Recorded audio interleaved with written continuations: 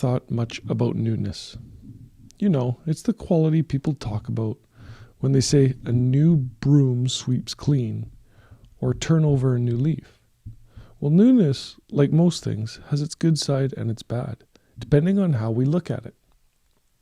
A person in a new job, for instance, may feel he's at disadvantage.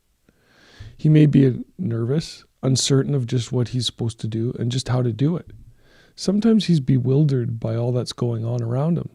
Maybe he's even a little scared.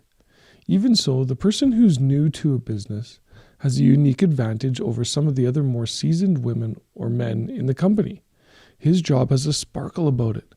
There's a luster, a challenge in a new job that isn't always present once that position becomes familiar.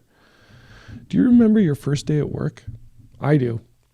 I can remember the first time I sat down in front of a microphone as though it were yesterday, instead of a good many years ago.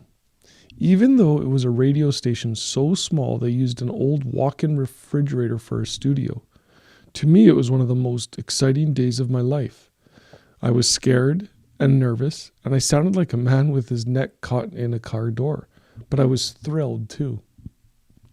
How about your job? Does it still hold the excitement it did that first day? It should, and it can, but does it? One of the most common mistakes we make is to let the luster fade from our lives. As it does, we gradually lose our enthusiasm, and if we're not careful, we'll settle down into a worn, tired groove of boring habits.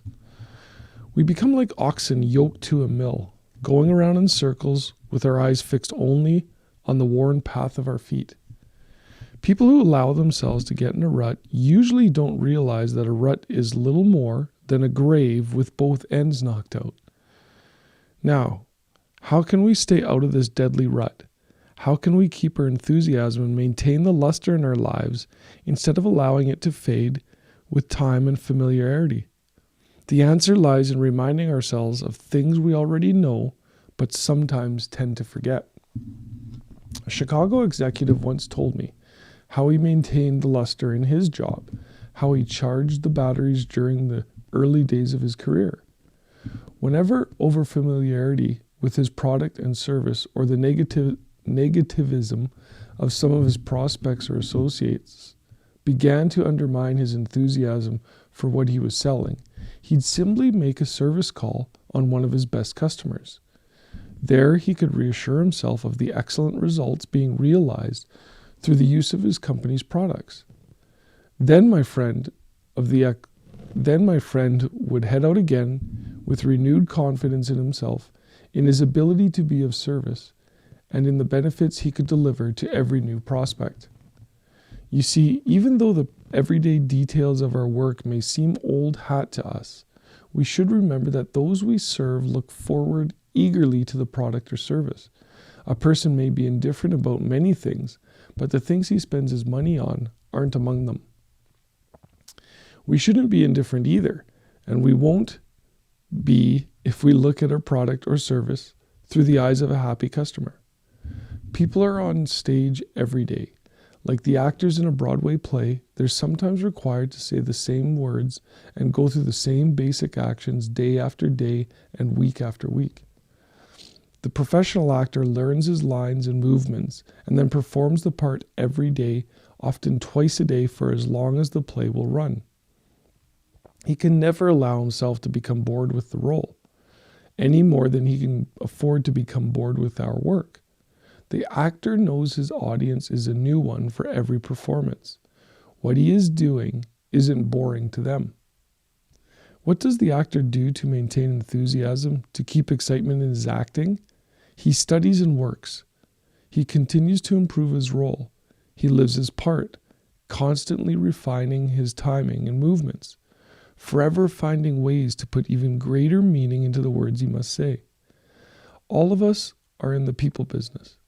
Each day we have the opportunity to learn firsthand one of life's most valuable lessons: how to get along well with people, how to make friends of those with whom we work, and how to persuade them to decisions that will benefit both them and ourselves.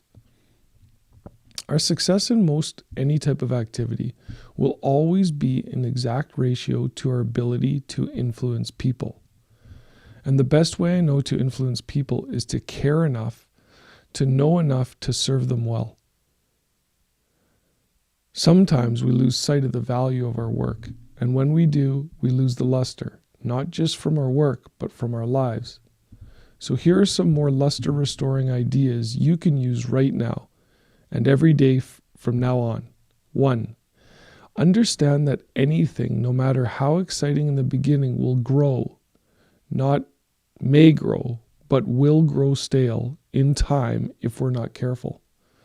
2. Keep in mind that fighting off staleness in our lives is a daily job.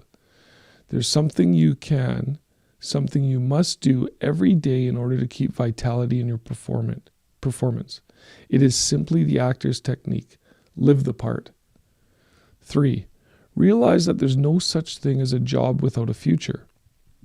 Every job has a future just as every person has. Whether or not that future is great or small depends entirely upon the person holding it.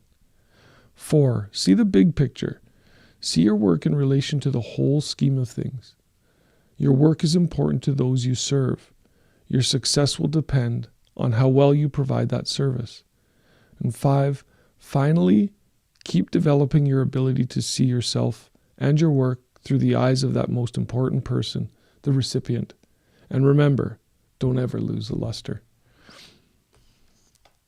It's an awesome one. It's a good way to look at life as well as your job, and thinking about those same 5 aspects in response to your job, understanding that things will always grow. You're always growing, but it can get stale if you're not careful. Knowing that keeping that staleness out of your life, right, is about living the part, living your or acting as if that wish is already fulfilled.